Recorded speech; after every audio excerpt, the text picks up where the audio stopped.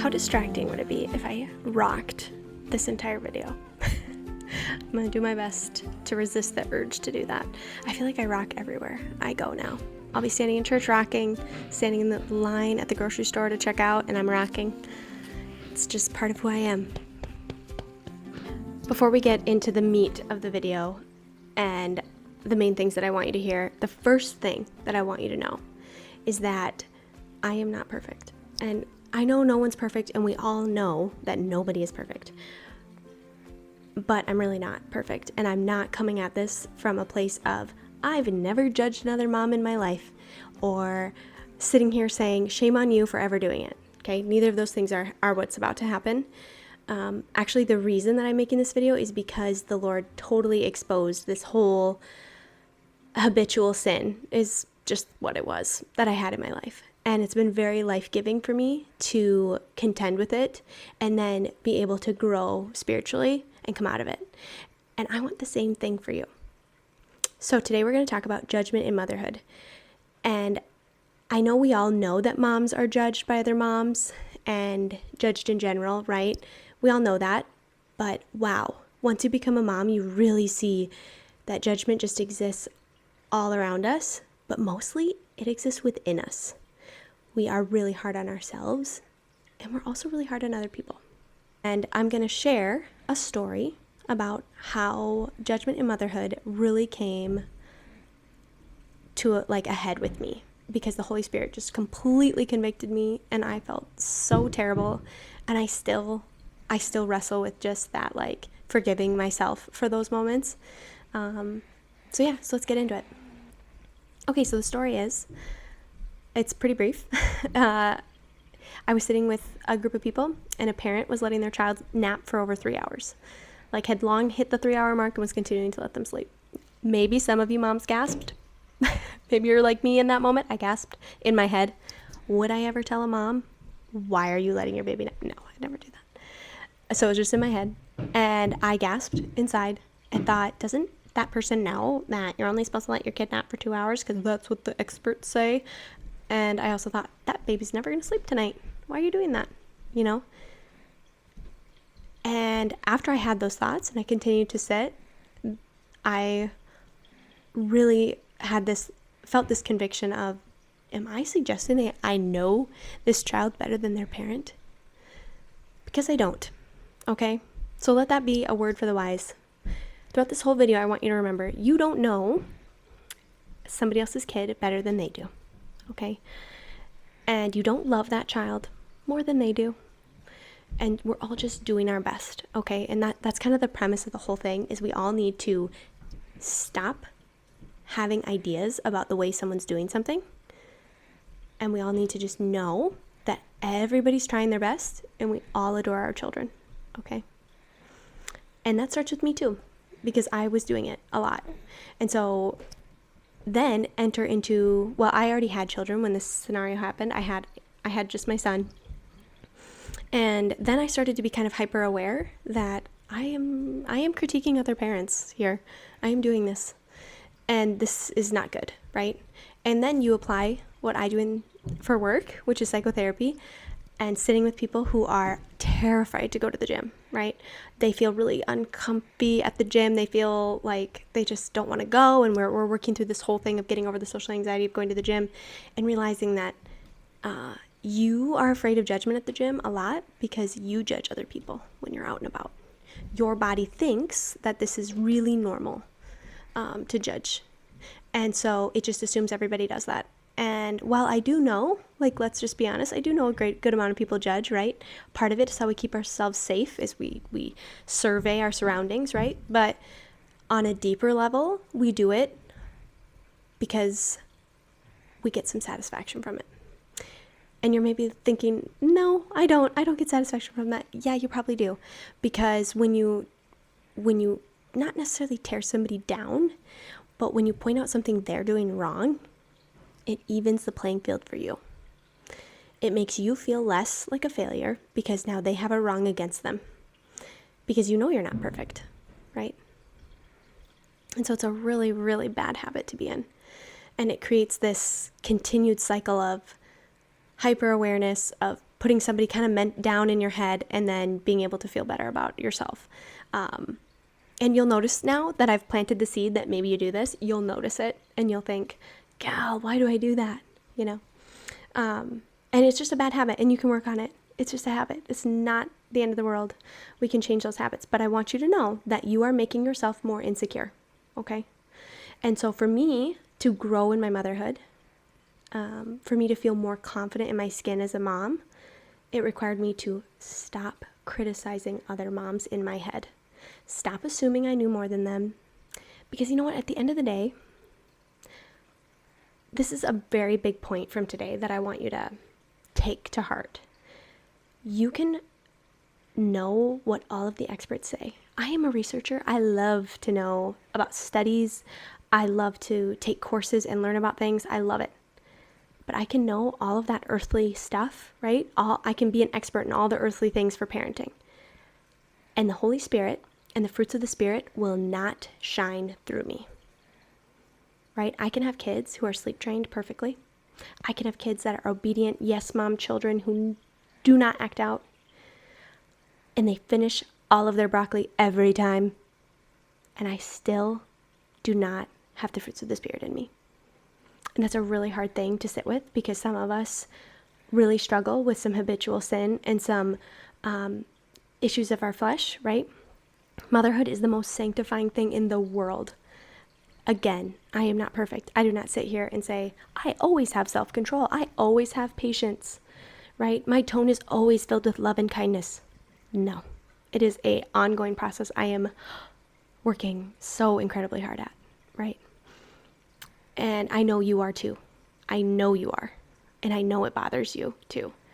But the thing is if we have these habits where we're critiquing other mothers because it kind of makes ourselves feel better on some level that we might not even realize, because to kind of nerd out a little bit on psychotherapy with you for a second, we have these like normal beliefs, right? So a really common example would be, nobody likes me. That's a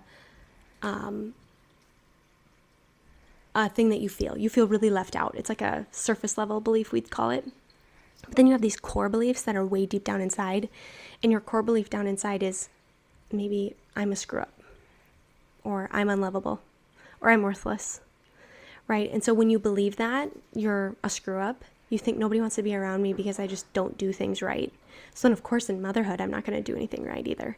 But when you can notice an area where another mom screwed up, suddenly you breathe a little easier because you're not the only mom who's a screw up. And I want to set you free right now that every single mom has goofed up. Every single mom.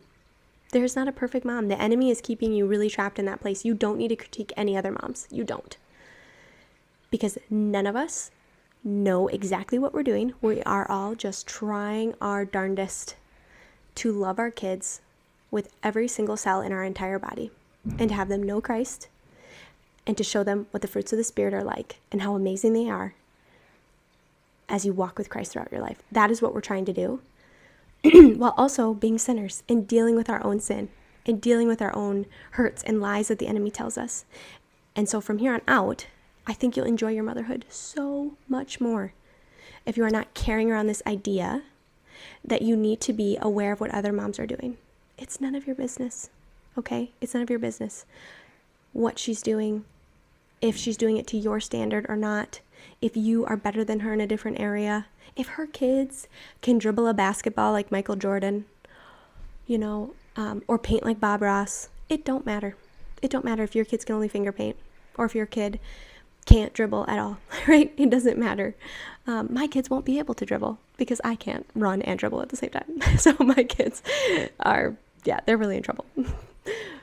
But on a serious note, it doesn't matter what your kids are doing.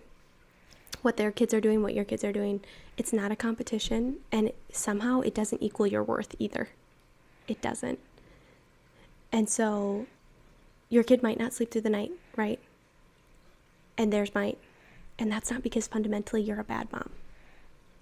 It's just not because of that. And I do want to give you a little virtual hug because we live in a world, you guys, where social media is so hard on us as moms. Anything you're trying your darndest to be good at, there is a group of people on Instagram who hate that thing, right? So you could be somebody who gives your kid, here's an example, somebody who gives your kid a bath. Let's say you give your kid a bath every single day, right? And there's a group of people out there who are like, you should give your kid a bath every single day because it's good for their mental health. And if you don't love them, right? That's one whole group. You have to give, that's so gross. How could you treat your kid that way? Their poor mental health if that baby doesn't have a bath every day. So you feel a little bit like, good, I'm a good mom. I'm giving my kid a bath every day. But then there's another group of people who are saying, how can you give your kid a bath every day? That's so hard on their little skin. Their skin is so fragile. And they're just ripping you apart. And you're thinking, okay, so I can't tell anybody that I give my kid a bath every day. Even though I love bath time and it's a huge part of our nightly ritual. I don't know if it is or not for you. I have no feelings on any of these things. Again, because the Lord has told me, it don't matter. It don't matter. Giving my kids a bath every day or every other day, that's not what gets me into heaven. Does that show them Christ? When I do sit with them at bath time, do we bond? Is it fun? Is it a rushed atmosphere where I'm harsh, where I'm scolding all the time? Or am I able to really give them my attention? Am I sitting on my phone the whole time that they're having bath? That's what matters. That's when the Holy Spirit and the fruits of the Spirit are just shining through you and showing your kids, right? It's not about the earthly standards, okay? And so I do, again, going back to this like virtual hug, I am so sorry that you were subjected to all of that judgment and all of those critiques, because it's just such a shame. Like, we just weren't meant to live like that. You know, we were meant to build each other up and to love on each other. We weren't meant to have these groups of polarizing opinions and people who forget that we're all just doing our best. And none of us feel like we know what we're doing, right? So let's go into another area, which is, what do you do if you actually think, I need to talk to them about this? Okay, because I'll sit with clients all the time and they're like, but they need to be confronted. Or how do I know if I should be honest or say something or not, right? I get that. I struggle with that too. I wonder the same thing. So I've broken it down into 2 rules. I like to talk with my hands, by the way, and so holding a baby and a mic, that makes it hard for me to talk with my hands. So I've broken it down into two questions you can ask yourself, all right? So let's say, let's go with the sock analogy, because I feel like that's a pretty neutral analogy. Maybe not in 2025, but anyway, neutral analogy of the socks. So let's say that you're sitting with your friend, okay? And you're wondering, should I let her know that her baby needs socks on? Okay? So you can ask yourself 2 questions. 1, did she give you enough reason to have the conversation? And in this situation, when it comes to advice and parenting, is she complaining to you that the baby's crying and won't stop crying, and you're like, well, maybe her feet are cold? Okay, so that's like, she's complaining to you, she's coming to you with this need. Or is she saying, do you think my kid needs socks on? So is she opening the door to this? Okay, not in a roundabout way. I'm not saying sneak your way in to give advice and be a know-it-all. I'm not saying that. I'm saying, you know it in your soul. Pretend Christ is sitting next to you. You look at him and you say, I can put my stamp on that. She opened the door to it. And Christ would say, okay, hold yourself to that standard. And then go ahead, have the conversation. Okay, so that's number 1. Is she opening the door to the conversation? Complaining, asking for advice. The other thing is it reportable? Right? Is she abusing her child? Okay, go ahead and submit an anonymous report to your county. Type in your county and your state. Type in like Child Protective Services report. And it will pull up in Google and you can make a report. Now, I know that's shocking and that's going to seem like 2 huge jumps. If it's not reportable and she's not bringing it up, or maybe it's not necessarily reportable. Maybe you just hear she has a really, really ugly tone with her kids a lot of the times when you're around her. I would pray on it for a while, and I would also ask your husband and say, what do you think about this? I would not do it rationally, like irrationally or hastily. I would do that with caution. Okay. So reportable, meaning I'm going to call her out on it and call her higher, right? We're not calling them out to condemn somebody. We're calling them out to call them higher and to restore a relationship somehow. So maybe, let's just say that, It's hard to use the sock analogy now in this place, so we're going to leave the sock analogy here. And we're going to go to something like more like that tone, right? You're hearing this ugly tone around your friend. She's really like belittling her child around you. I don't mean once where she just like kind of scolds her child and it seems a little bit like, well, because we don't really know the whole story, right? And she's doing her best. But let's just say that it's something she's repeatedly doing. She's constantly using this tone. And you talk with your husband, you pray about it, I would say for 2 weeks, so that you're not rushing into something. And then in private, you just say, I can tell you're struggling. And are you doing okay? Because you're using this tone that sounds like you're frazzled, right? I always use the word frazzled with moms because not always are we annoyed or irritated. We're frazzled. Our brain is pulled in so many directions that we don't want to be crabby, but it comes out that way. And it comes out as like, I'm trying to have one thought in my head and I keep getting interrupted and I keep being needed. And then the baby cries. And so, yeah, I'm frazzled, right? And so maybe you're comforting her in that way and you're saying, are you doing okay? Because I hear this tone. And I'm worried about you. And so again, you've thought about it, you've prayed about it. You're going for restoration, not to condemn her. And all of a sudden she has the ability to say, yes, I'm so sick of this behavior that my child does. And I feel like I don't know what I'm doing. And then you can say, okay, are you open to like us working through it together? Or do you just want me to pray for you? Or is there some way, like, can I bring you a meal? Is there something I can do to just lighten your load so that you can feel like you can get on top of things? Can I watch the kids so you can clean in your house for a little bit? And would that make you feel less frazzled? Or do you want a day to take a nap and take a shower? You know, like whatever it is, right? Sitting there with her in that moment. And so I realized that I took 2 and that other one kind of has a tangent. But sometimes the reporting it is also like reporting it to themselves and exposing, hey, you're doing this. You'll notice neither of these 2 things required you to gossip with your girlfriends about them. Not once did it require that. And so I really want you to hear me when I say that. It didn't require you to sit with your girlfriends and dissect that over coffee. To pick her apart. Did you hear her tone? Do you see how that baby never has socks on? None of that required that. I did suggest that you can sit with your husband and you go over it with him, because if your husband is telling you that's not the right move, talk about it. Get on the same level with each other. Figure out if there's a way you can go about it. Now, maybe your husband is going to be like, we should never confront anybody. Okay, you have your own unique situation. You could talk to your pastor then in that setting. I realize normally I probably won't dive into these little like squirrely thoughts you might have, but I do know that there are some times where we have friend groups or girlfriends where things are going on and we're worried about them and we want to know how to handle them. And so, yeah, if you don't agree with your husband, you can talk about it with your pastor too, and see if you guys can get on the same page. But basically my point is, you don't ever need to gossip about him. Okay, if you made it all the way to the end, thank you so much. Thank you for watching.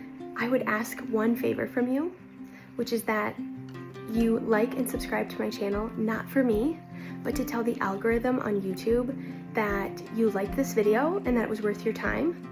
And maybe then the algorithm will push it out to other moms and suggest it as a possible option for them. And then maybe they would click on it and get poured into, and then go and change the mom culture in their friend groups. And also, if you want to, please leave me a comment and let me know a topic that you'd like me to cover. I'm all ears. I have a list that I've been praying over and just asking the Lord to like plant new ideas, and every time I get an idea, I write it down. But I'd love to add to that list and cater to a topic that you really need. Okay, I hope you have a great week.